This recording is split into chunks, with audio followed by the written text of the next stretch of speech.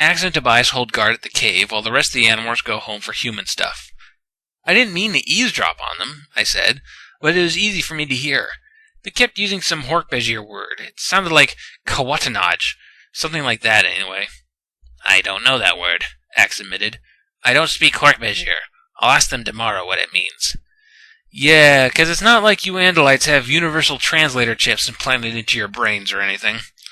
Oh, speaking of things in brains, Tobias suddenly gets another brain pop-up ad, this time telling him that troops of Taxons are converging onto their spot. Ax informs the reader that Taxons are actually rather adept bloodhounds. You know, Taxons get a lot of flack because they are rather useless in a fight, but when you stop thinking of them as soldiers and start thinking of them as tools, they're actually pretty useful. We've already seen that they can swim and burrow. Taxons are like the Swiss Army knives of the universe. So Tobias and the Hork-Bajir make a run for it, while Ax gets the rest of the team. While our refugees slowly make their way towards the mountains in pitch darkness, Tobias learns that the Hork-Bajir managed to escape thanks to instructions given to them by a voice in their heads. With that, Tobias halts everything and demands that, you guessed it, the Ellimist comes out and tells him what's going on. You know, not many people would directly tell a demigod to cut the shit. You can call Tobias an emo wimp all you want, but the guy has balls. Well, the Ellimist obliges and brings Tobias into his dimension. I was no longer a red-tailed hawk, but I was not human either, at least not the way I had once been human. I had arms that were wings, I had legs that ended in talons, I had a beak, but it was a mouth too. I know this all sounds crazy, I know it's impossible to really imagine it very well, but somehow I was both a human and a bird and some third thing that was in between the two. So you were the book cover? So Tobias and the Ellimist shoot the shit for a while, and Tobias demands payment for putting his neck out on the line for the Hork-Bajir. We get some typical, give me what I want, but you don't know what you want dialogue, and then Ellimist kicks Tobias back into his own reality, and he and the Hork-Bajir go back to running from the bad guys. In a nice little bit, we learn that the Hork-Bajir eat tree bark, and that the blades that cover them were evolved to strip away different kinds of alien bark. See, everything has a natural biological function. There's no such thing as a genetically evil creature. Except, of course, Tobias goes off to find some food for himself, but is attacked by a bobcat. Thanks to a well-placed sharp stick and an even weller-placed Taxon, Tobias manages to escape. But the Taxons have caught up with our Hork-Bajir friends, and the chase is on! The other Animorphs catch up to them, and we get a very quick, often unnoticed bit where Marco and Osprey Morph sneaks up on Tobias and descends upon him from above, mirroring some similar shenanigans from number 10 the android. So the Animorphs are forced to demorph in front of the Hork-Bajir, which raises the stakes a bit. Either they save the Hork-Bajir, or they are forced to kill them. They opt the saving route, and start making their way to the mountains again, but while in the air, Tobias gets surprised by a Year-controlled helicopter and crashes into a tree, breaking his wing. In Tobias's horror, he lands helplessly in front of a hungry raccoon. As the raccoon drags Tobias off for some lunch, the Ellimist, ever the opportunist, shows up again and offers Tobias his reward a little early. However, Tobias doesn't become human, but does regain his morphing ability. Tobias quickly morphs Raccoon and morphs back, his broken wing completely repaired. Tobias returns to the group and tells them what happened. Rachel is miffed because she was hoping Tobias would become a real boy again. Any longtime Animorphs fan knows that Tobias and Rachel form a rather strong, if not totally bizarre, relationship, and this book is really when that whole thing starts. Rachel is almost more emotionally involved with the Ellimist's supposed promise to Tobias than Tobias is. I think some of that has to do with the Ellimist playing with her head more than anyone else's in number 7 The Stranger, but I'll get more into that in my post-book follow-up. So Tobias has superpowers again, and decides to put them to good use. The Animorphs come up with a plan to fake the Hork-Bajir's death, which consists of Jake and Tobias more or less switching roles for the day. While Jake morphs Falcon and offers air support, Tobias morphs Ket Hellpack, and Rachel morphs the dude Hork-Bajir again. This turns out to be a rather silly idea, because Jake is just not good at air support, and Tobias has to give him tips while they dive around and dodge Yeerk soldiers. Meanwhile, both Rachel and Tobias jump off a cliff, where they're captured in mid-air by Marco and Gorilla Morph. Visser 3 shows up, looks into the pit below, and sees 2 wolves nibbling on the real Hork-Bajir, who are playing dead. I heard a cruel laughter in my head. "Fools," Visser 3 sneered. No one escapes the Yeerk Empire. Certainly not a pair of idiot Hork-Bajir. Look at them down there, all of you. That's what awaits anyone who tries to escape the Yeerks. He laughed a terrible laugh.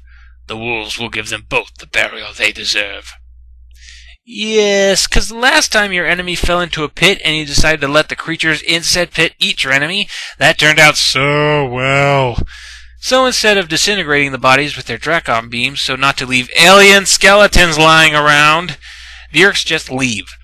The Animorphs lead the free Hork-Bajir into the valley, where the question of how you tell male and female Hork-Bajirs apart come up.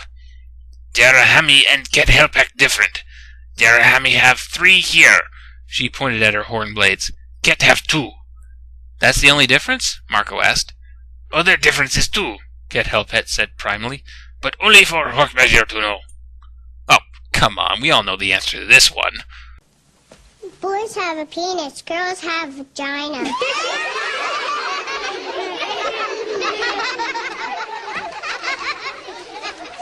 But we're not done yet. Later, Tobias is whisked away into the past, because the Ellimist can do that, but damn it, don't use the time machine he left lying around, okay? Tobias, in his hawk form, comes face to face with a younger Tobias, one day before the events of number 1, the invasion.